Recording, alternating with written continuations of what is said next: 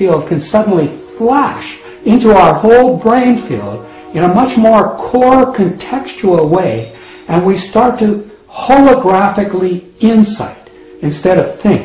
We start to get picture images. We start to see potential solutions that are way more holographic.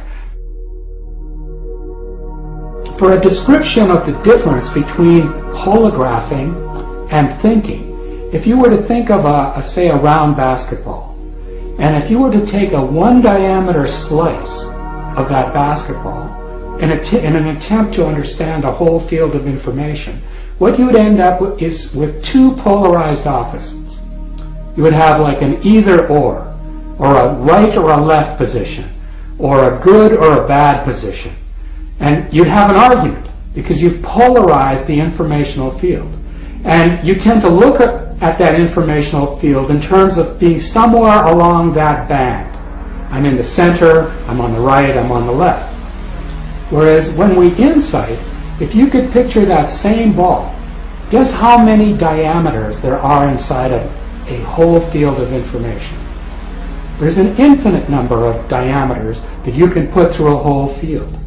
So the difference between thinking and insighting is when you let the core of that circle of information, which is your brain field, you allow the energy to expand in every direction simultaneously from the core to the boundaries. You get an instantaneous flash of insight. You get a hologram. Suddenly you see solutions in terms of a huge, like, wow. And this is exactly how Einstein incited the theory of relativity. It came to him in an instant. It took him 2 years to try to explain what he saw in that instant through conventional linear sequential logics. So what we're talking about is teaching people, opening people to a new level of awareness in which they begin to support their intelligence field, to jump into quantum field holographing as opposed to thinking. If we awaken to the idea that the universe itself is intelligent, could we create a dialogue with it? What is the universal language? How can we learn to listen to the cosmic conversation?